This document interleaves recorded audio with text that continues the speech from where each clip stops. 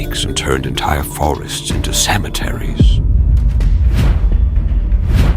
An enemy who made the most powerful empire in the world tremble with terror alone. A name that centuries later inspired the most famous vampire in history. A vacant tomb, a coffin without a body. Where is Vlad Tepes? Was he a man? Or the real Dracula?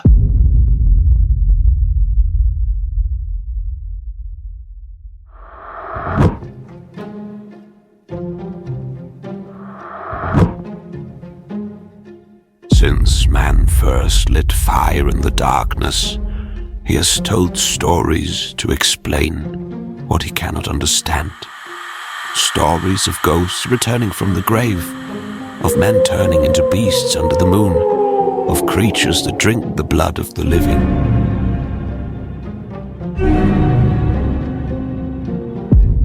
They are myths, or so we believe, echoes crossing generations, etched into songs, into prayers, into warnings whispered to children so they won't go out at night.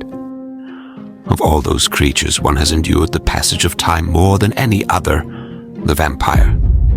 It appears in cultures across the world under different names, but always with the same essence. In Greece, it was feared as the vrikolakas. In the Balkans, as the strigoi. In China, as the zhengshi. A hopping corpse that drained vital energy, different names, different forms, but the same curse, beings that never die feeding on the life of others. But myths don't rise from nothing. Every shadow has an origin, and the most famous vampire in the world has a real name, a prince who truly existed, a man whose cruelty blurred into eternity. His story is not fiction, it is history, and it is far darker than any legend. That name is Vlad Tepes, the Impaler, the man the world learned to call Dracula.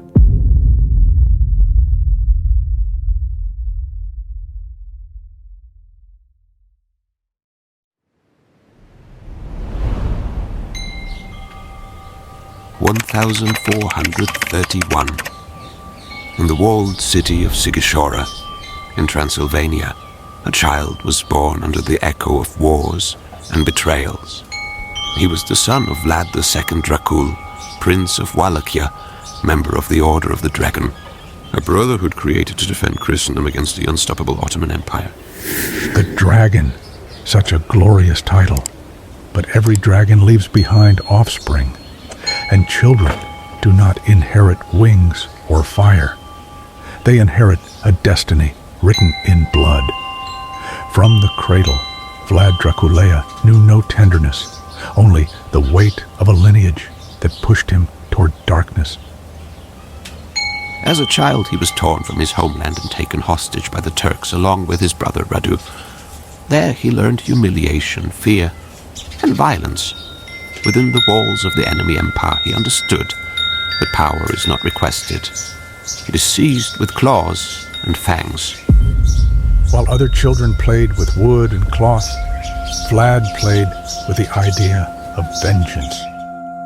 His childhood lessons were not fairy tales. They were chains, knives, and threats whispered in the night. That boy did not dream of knights. He dreamed of survival.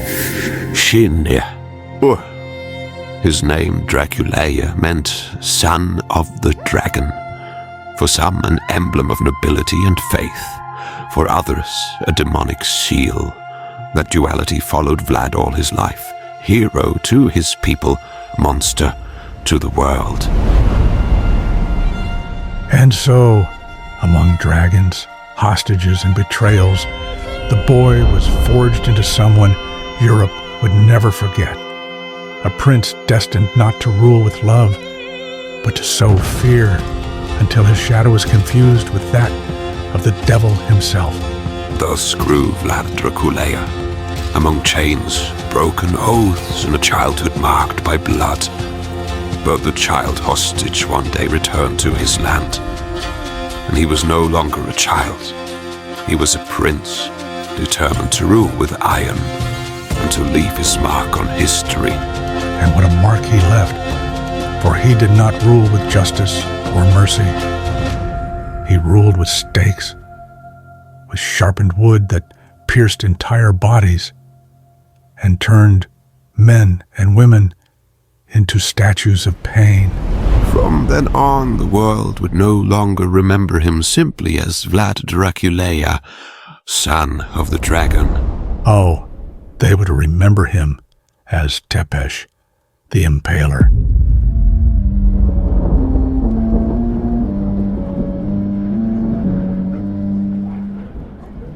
Vlad Drăculea ruled with a single law, the law of fear. His favorite punishment was neither quick nor merciful. It was impalement. A thick stake sharpened at the tip, slowly driven through the rectum or abdomen until it emerged through the back, the chest, or the mouth. A torture that did not end in seconds but in hours, even in days. Picture the scene, bodies writhing, flesh tearing, screams mixing with the silence of the forest, men, women, thieves, traitors, even enemies captured in battle. No one was safe from Vlad's stake, and the most disturbing part was that he did not only punish, he enjoyed watching how fear spread faster than the plague. It is estimated that under his reign, tens of thousands of people were executed. Some records speak of 40,000, others raise it to over 100,000. An unimaginable figure, but enough to mark him as one of the cruelest rulers in European history. And if the numbers sound exaggerated, one name is enough. The Forest of the Impaled. 20,000 bodies nailed to stakes around Târgoviște, like an army of corpses welcoming the Turks. No need to fight. The stench of rotting flesh was enough to shatter anyone's morale. What for many was horror, for Vlad was strategy. Terror became his banner, and from that moment, the world no longer remembered him as Dracula, son of the dragon, but as Tepes, the Impaler. That is how Vlad Tepes earned his name, the Impaler. His realm was covered in stakes, and with them, in fear. No enemy or subject was spared from his cruelty. But his brutality was not confined to internal punishments. Soon that terror became his best weapon against those who dared to invade his land. And so, when the Ottoman Empire set its ace on Wallachia, Vlad did not prepare with vast armies. He prepared with darkness, with fear, and with war from the shadows.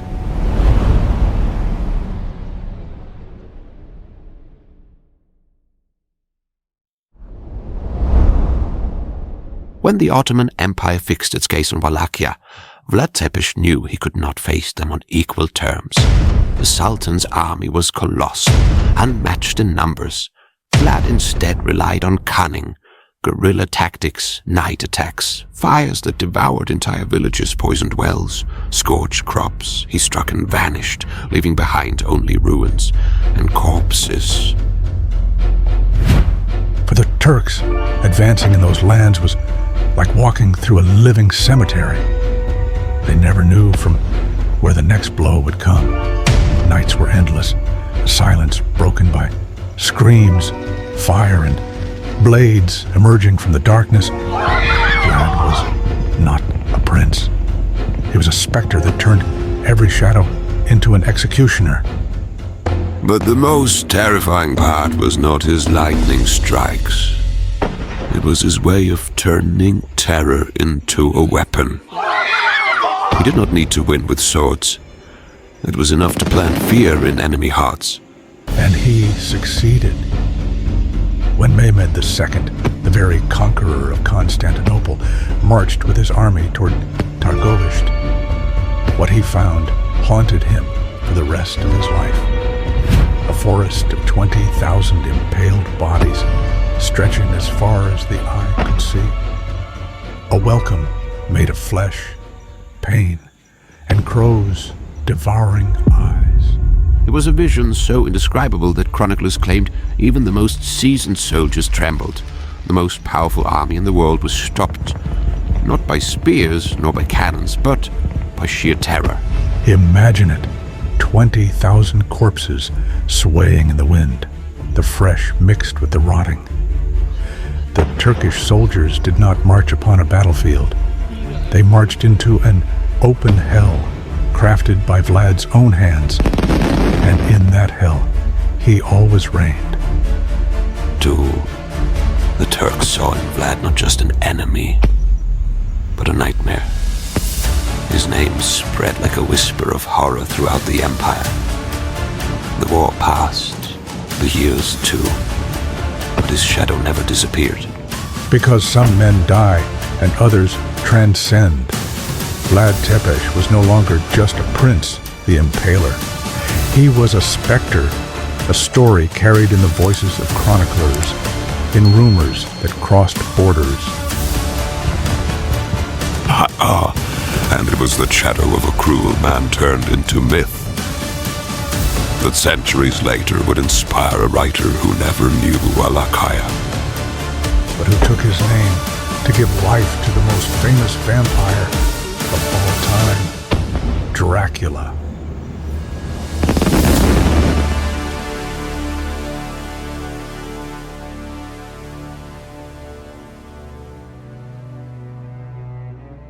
The name of Vlad Țepeș did not die with the wars. For centuries, travelers, chroniclers, and peasants kept his shadow alive. A shadow that centuries later would inspire a man who never set foot in Transylvania. The Irish writer Bram Stoker. Stoker heard rumors, read old chronicles, gathered fragments of Eastern European superstitions, and from that dark mixture, Dracula was born. The immortal count, thirsty for blood, dwelling in a castle wrapped in shadows. A literary monster that carried in his veins the echo of Vlad the Impaler. Stoker did not invent the name. He found it in the records. Dracula, son of the dragon. But where history showed a cruel prince, he imagined an eternal being. A vampire who not only ruled men, but dominated the night itself. His most direct inspiration came from the accounts of William Wilkinson, a British diplomat who, in the early 19th century, wrote about Vlad and his lineage. In those pages, Stoker found the spark that ignited the legend. Right, and here lies the mystery. What if it wasn't pure invention? What if Stoker merely gathered the whispers that had roamed across Europe for centuries, eyes glowing in the dark, a presence impossible to destroy, a thirst that never seemed to be quenched? History tells us Vlad was a man. Brutal, yes, but flesh and bone. Legend, however, speaks of an immortal vampire, and between both versions, the world never knew which to believe.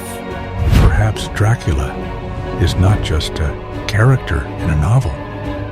Perhaps the real vampire already walked among us, with a name that history still fears to pronounce. Vlad Tepes. And thus the legend of Dracula was born. An immortal monster, woven between the cruelty of a prince and the imagination of a writer.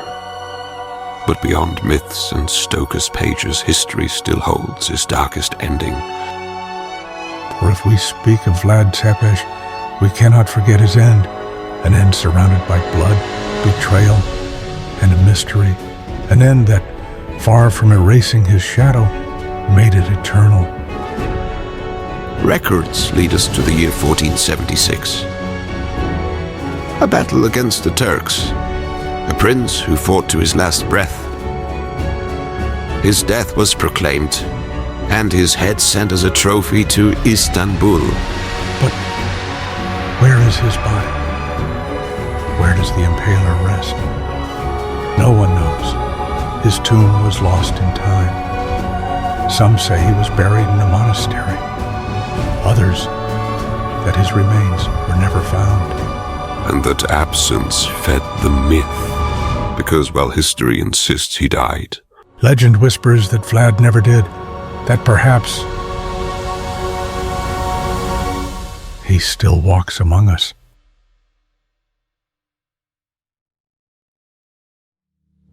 Year 1476. As we know, Vlad Tepes met his fate in battle against the Turks. Some chroniclers say he fought to his last breath. Others claim he was betrayed by his own boyars, the nobles who never endured his iron rule. Either way, his body fell, and with it the prince who had made Europe tremble.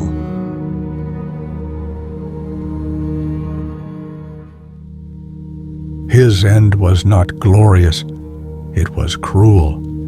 His severed head sent to Istanbul as a trophy for the Sultan, a mockery of the man who had once spread fear among thousands, now displayed like hunted prey.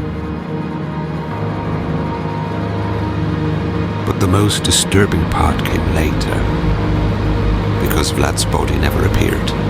His tomb, lost in time. Many swore he was buried at Snagov Monastery, but when archaeologists dug centuries later, the coffin was empty. Empty, as if he had never been there. Where is Vlad? Did his body vanish? Or was it never buried at all? That emptiness fueled the legend. Because while history writes he died in 1476, the absence of his remains keeps alive a doubt that has never been resolved. What if he never died? What if the true Dracula never rested underground? Perhaps his tomb is empty, because he still walks among us, not as a myth, but as the immortal shadow the world learned to fear. Vlad Țepeș was a prince who wielded fear as a weapon. For some, a hero who defended his land from the most powerful empire in the world. For others, a cruel monster who turned torture into spectacle, hero or demon. Perhaps he was both at once. But one thing is certain, his shadow never faded. History remembers him as the Impaler. Legend transformed him into Dracula. And between the two, there still breathes a mystery no century has been able to bury. A prince, an executioner pool, a myth. Vlad transcends time, trapped between the real and the impossible. And whose shadow still walks among us.